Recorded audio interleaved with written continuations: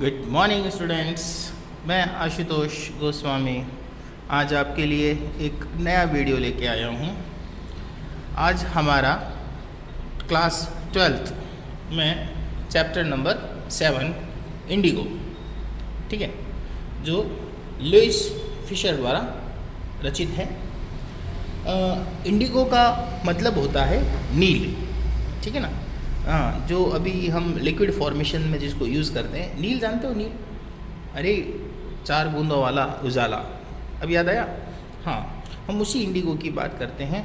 Natural sources से इसको पहले कैसे उगाया जाता था, जो ह्यूमन फार्मर जो थे हमारे, जो, ठीक है ना, उन्हें किस तरह से इस खेती को किया जाता था और किस तरह से जो पीजेंट्स थे, पीजेंट्स का मीन्स फार्मर, लेकिन कैसे फार्मर, जो बंदिया मजदूर हो, ठीक है ना, जो कह सकते हैं ज़मींदारों की ज़मीन पर काम करने वाले लोग, ठीक है ना, जिनके ऊपर काफ़ी अत्याचार हुए।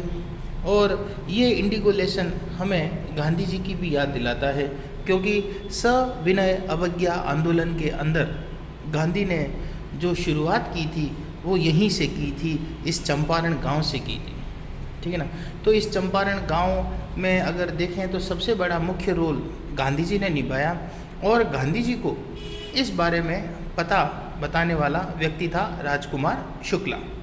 हाँ, राजकुमार शुक्ला के प्रयास से ही गांधी को पता चला कि भारत में ऐसी भी स्थितियां हैं जहां मनुष्य को एक बंदी या मजदूर की तरह काम करना पड़ता है।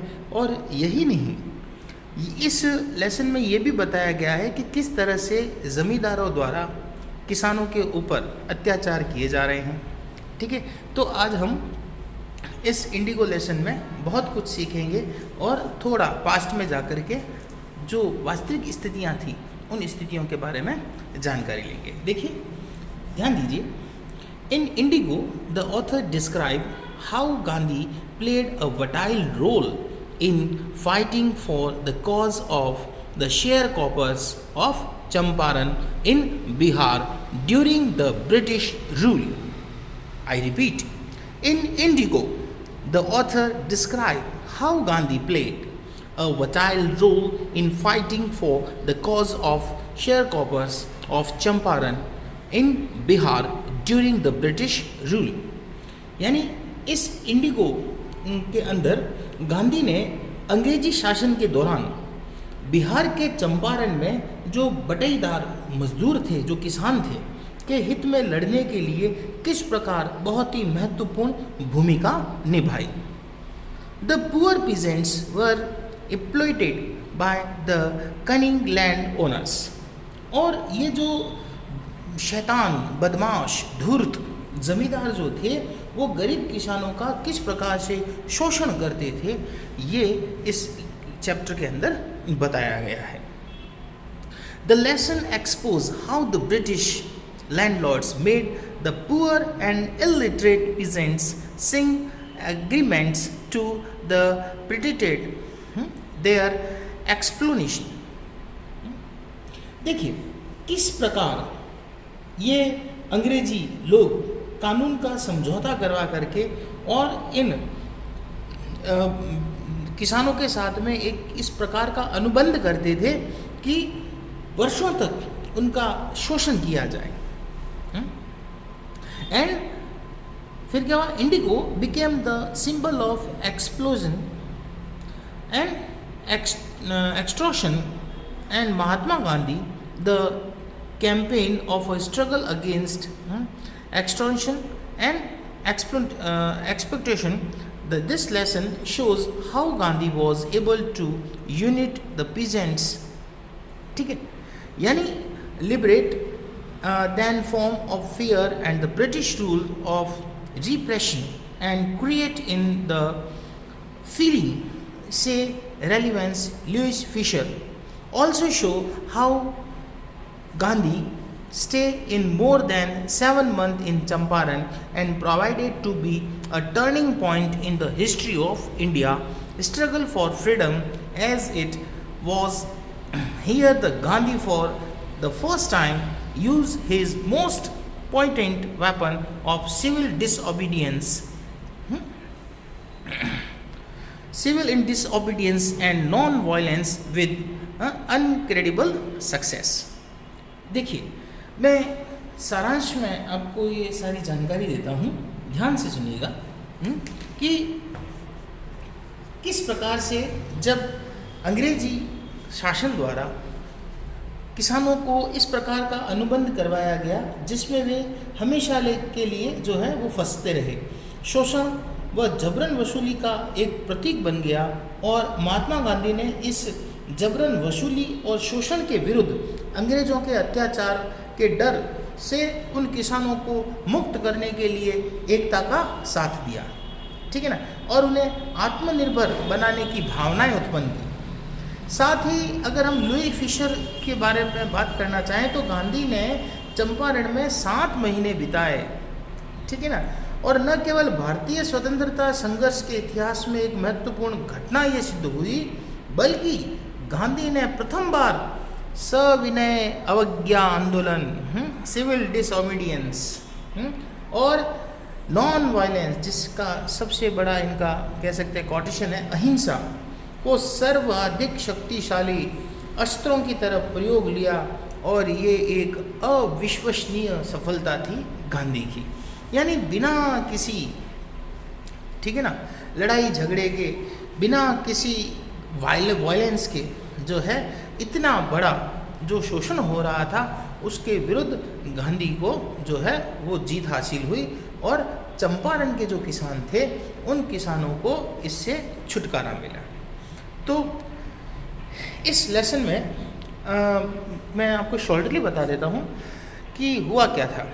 एक्चुअल में क्या होता था कि जैसे मान लीजिए ये एक ज़मीन है, ठीक है ना, किसान की, ठीक है, और इस ज़मीन पर किसान जो खेती करता था उसमें से 50% जो है वो कौन ले लेता था? लैंडलॉर्ड ले लेता था, ठीक है ना।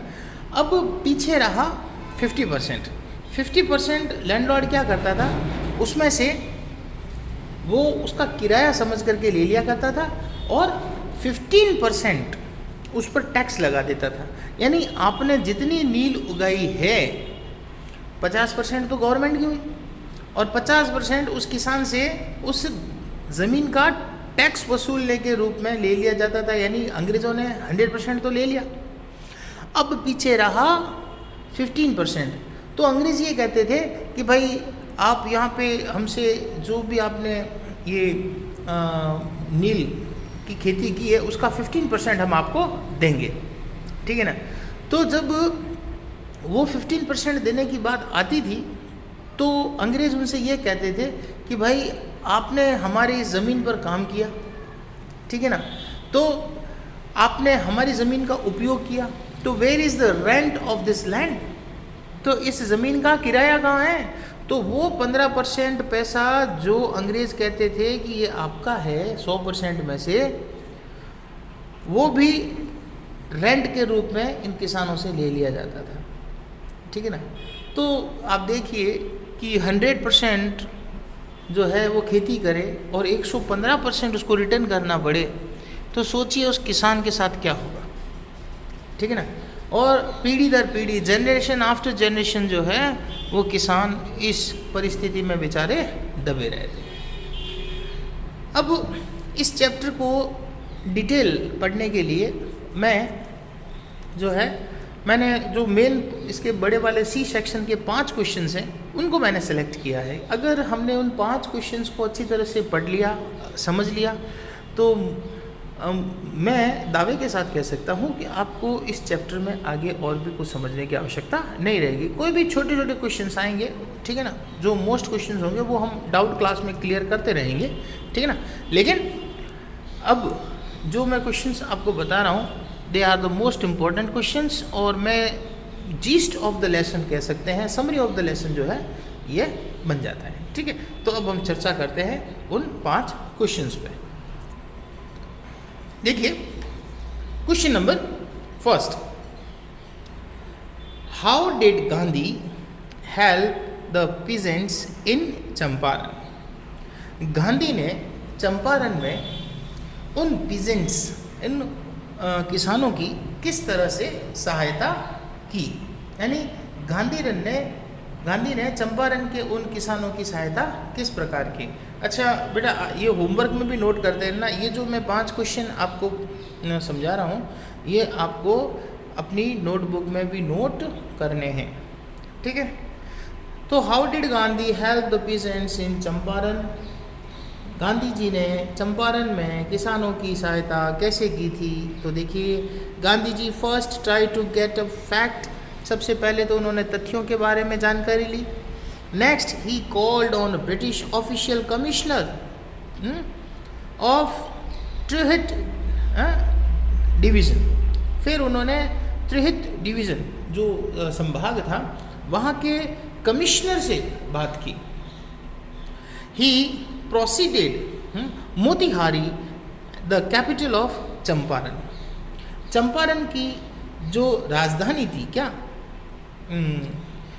मोतिहारी, ठीक है ना, वहाँ जाकर के Gandhi ji disobeyed the police superintendent notice to quit Champaran. एक पुलिस अधिकारी द्वारा गांधी जी को सम्मन भेजा गया कि आप चंपारण शीघ्र अतिशीघ्र छोड़ दें, जिसका गांधी ने पूर्ण रूप से विरोध किया। गांधी ने कहा नहीं, जब तक किसानों को उनका हक नहीं मिल जाता मैं यहाँ से नहीं जाऊँगा। और गांधी ने पहली बार न्यायालय के विरुद्ध कदम उठाया। The court was full of peasant, he appeared in the court, और फिर वो कोर्ट में पेश भी हुए। ही वायर्ड द वाइसराय, उन्होंने वाइसराय के सामने जाकर के इस बात को कबूला। The court was full of peasant officer were unable to control. लेकिन जब गांधी उस कोर्ट परिसर में पेश हुए तब हज़ारों की तादाद में किसान आसपास में उस न्यायालय के इकट्ठे हो गए, जिसको वहाँ के पुलिस प्रशासन द्वारा भी कंट्रोल नहीं किया जा सका। They had the drop of charges and constitute the inquiry commission which gave a decision in the favour of peasant. और इस प्रकार का जब एक दबाव बना किस पर, ब्रिटिश गवर्नमेंट पर, तो उन्होंने इन पीजेंट्स के लिए एक कमीशन तैयार किया और उसकी पूर्ण जांच करने का आदेश दिया, ठीक है ना। तो ये सबसे बड़ा रोल था। फिर क्वेश्चन नंबर 2 में देखिए, explain in your own words how Rajkumar Shukla convinced Gandhi ji to proceed to Champaran. कि अपने स्वयं के शब्दों में आप स्पष्ट कीजिए कि राजकुमार शुक्ला ने चंपारण चलने के लिए गांधी को किस प्रकार तैयार किया, ठीक है ना। यानी गांधी जी को चंपारण ले जाना बहुत बड़ा एक कह सकते हैं कठिन कार्य था। उसके पीछे लॉजिक ये थे, Gandhi was so busy person, ठीक है ना।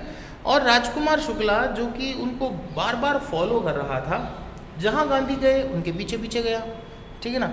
और गांधी को कन्विंस किया कि प्लीज़ हमारी प्रॉब्लम्स को समझो, हम भी उतने ही मजबूर और उतने ही परेशान हैं जितने भारत के दूसरे लोग भी हैं। और गांधी ने उसकी बात को सुना और वो उसके साथ में गए। तो देखिए क्या क्या हुआ, थोड़ा ध्यान दीजिएगा।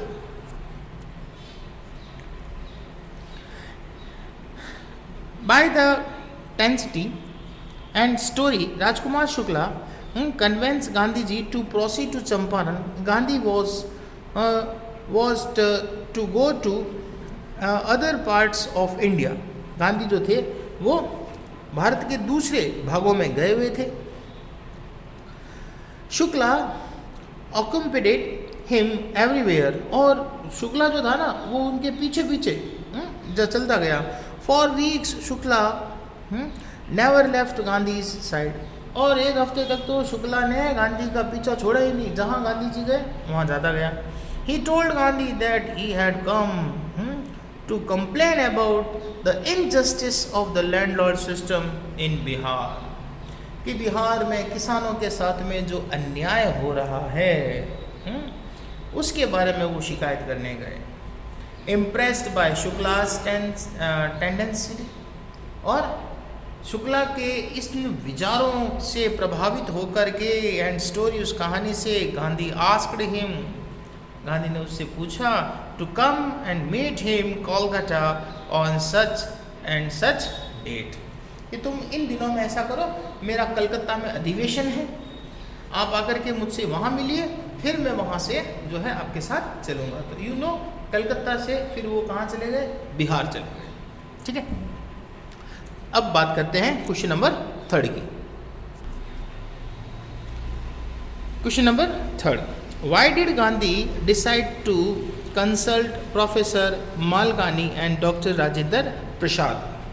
ठीक है ना, गांधी ने डॉक्टर राजेंद्र प्रसाद और प्रोफेसर मालकानी से परामर्श का निश्चय क्यों किया? देखो, इसके पीछे एक छोटी सी कहानी है। इस कहानी में एक बार जब राजकुमार शुक्ला के साथ गांधी गए किससे, डॉक्टर राजेंद्र प्रसाद से मिलने के लिए। और डॉक्टर राजेंद्र प्रसाद कौन? The first president of India. तो उनके पास में गए तो राजेंद्र प्रसाद तो थे नहीं वहाँ पे, तो गांधी को पहचाने कौन? ठीक है ना। तो जो वहाँ के सर्वेंट थे राजेंद्र प्रसाद के, उन्होंने ये सोचा कि गांधी इज़ ऑल्सो पीजेंट, कि गांधी भी कौन है, एक किसान है।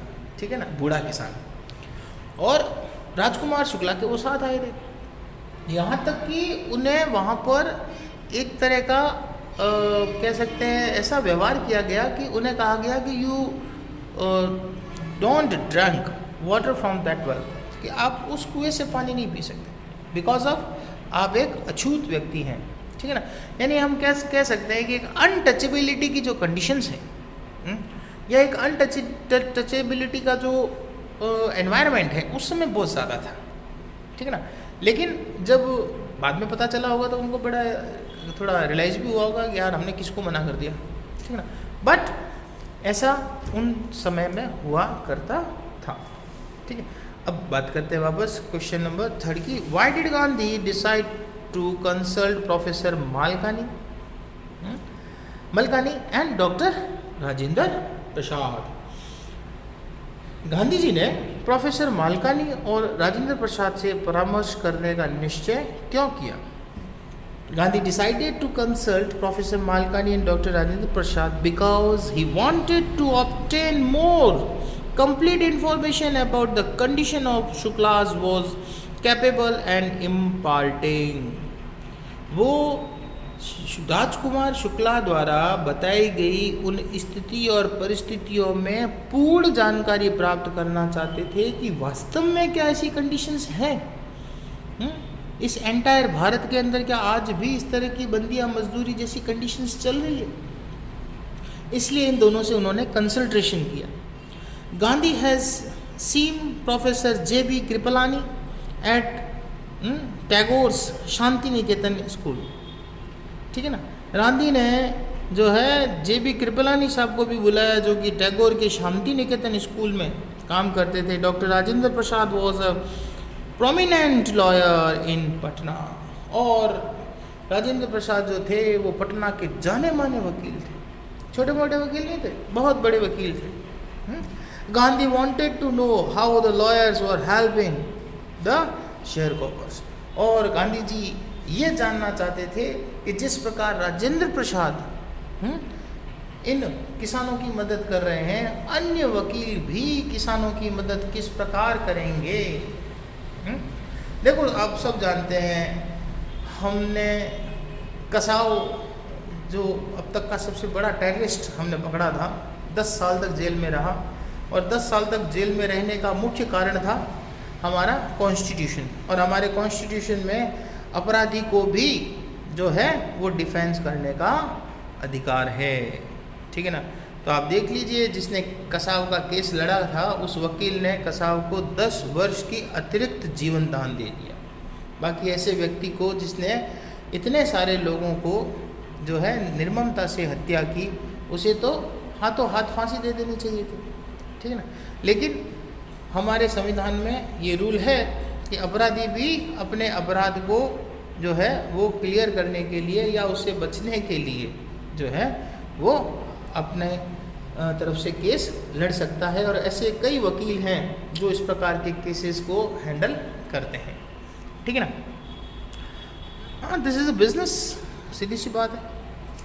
ठीक है ना। तो गांधी भी चाहते थे कि कैसे उन लॉयर्स जो है, he cheated the lawyers for charging high fee, और वे जो है उन वकीलों से भी काफ़ी चिढ़े जो इन किसानों से बहुत ज़्यादा जो है वो पैसा वसूल करते थे।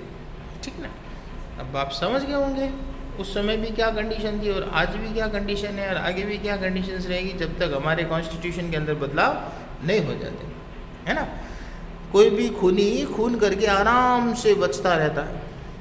आप दूर क्यों जाएं, आपने देखो है वो ना, इतने सारे क्राइम्स हुए हैं इंडिया के अंदर अब तक, बहुत यानी कि 2 to 3% लोगों को ही जो है वो डेथ जो है मिली है।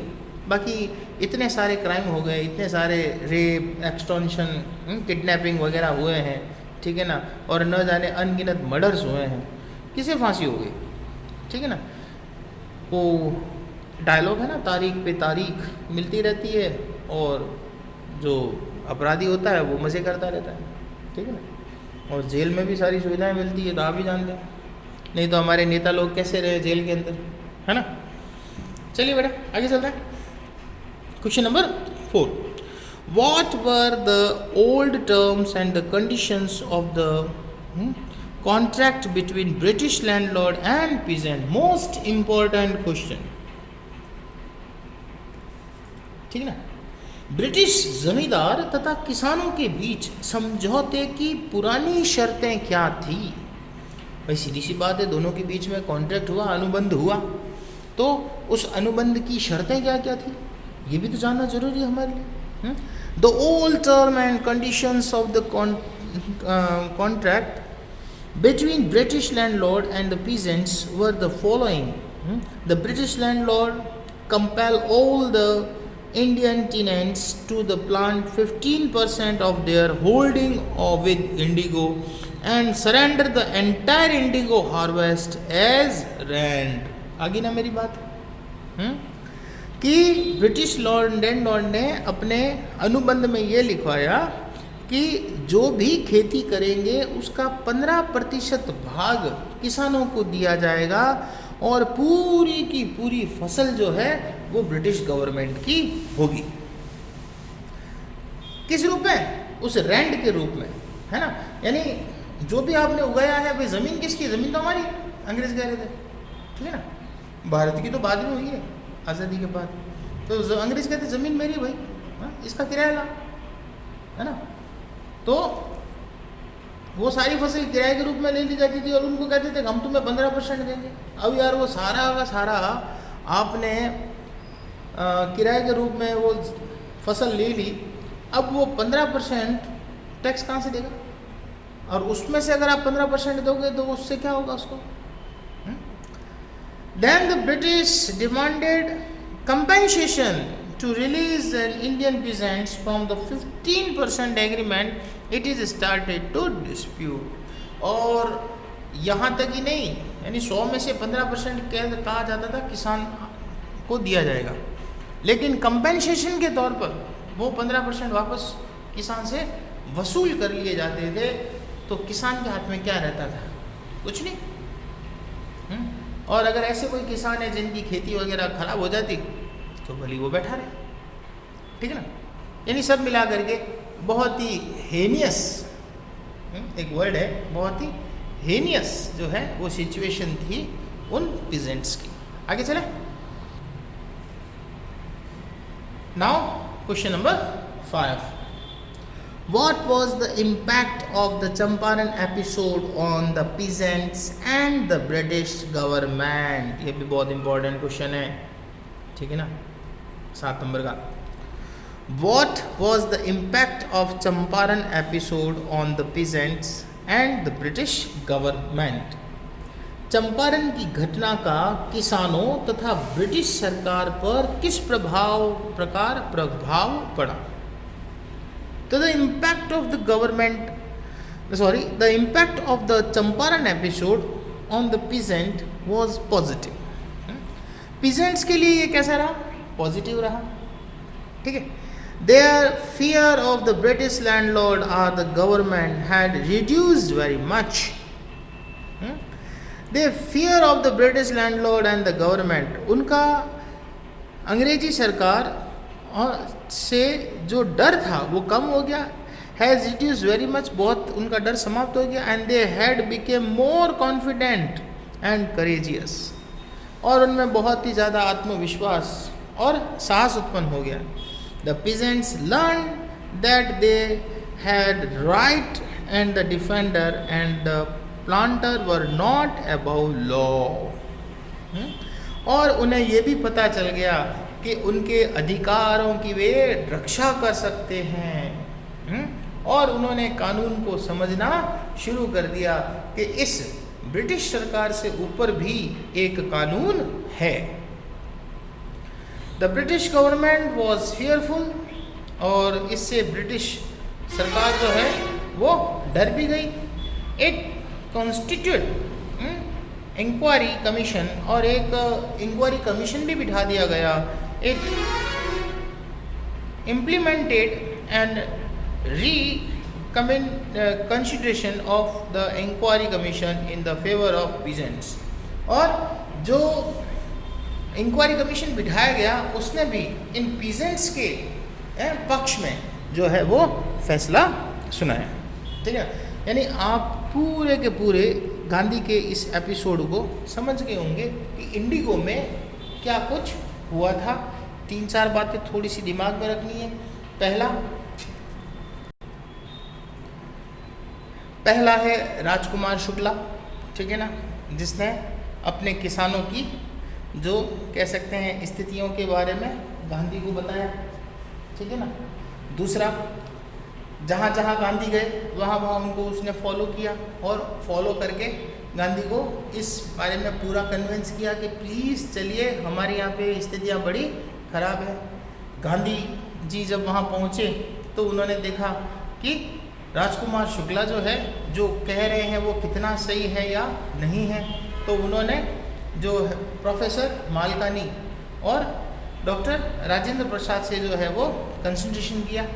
कंसल्टेशन करने के बाद में जब उन्हें पता चला कि वास्तव में the condition of the patients is very bad, तो उन्होंने देखा कि नहीं, मुझे कुछ करना चाहिए।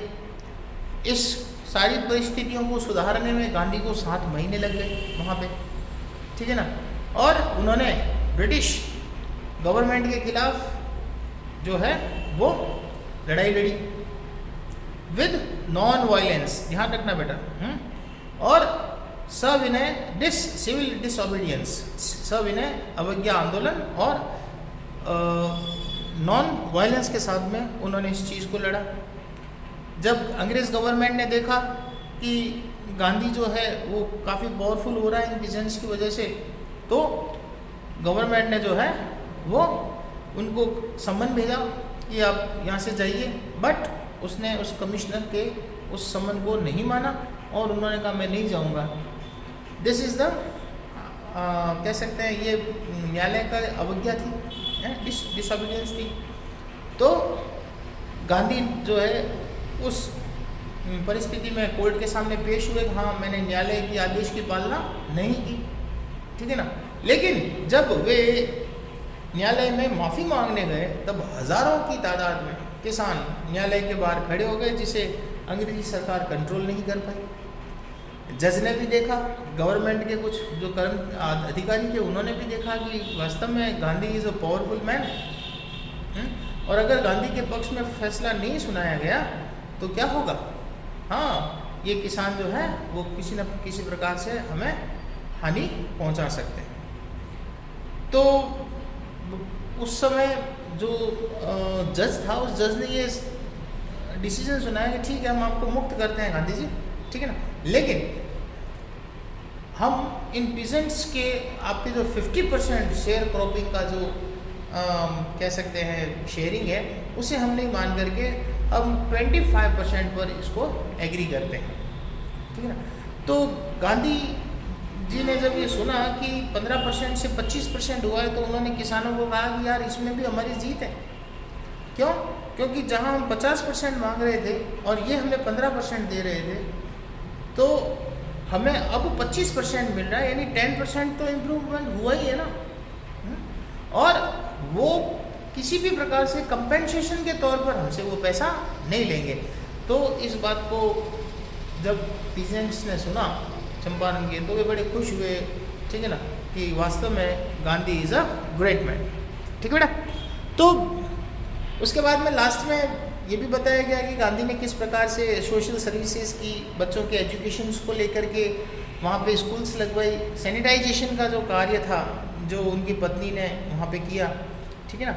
तो वो सारे काम गांधी द्वारा कराए गए और वहाँ बैठे बैठे उन्होंने अपने अहमदाबाद के आश्रम का भी उन्होंने पत्राचार के द्वारा ध्यान रखा। Okay, this and more after the next. अब ये वीडियो यहीं मैं समाप्त करता हूँ। Thank you, have a nice day, good bye.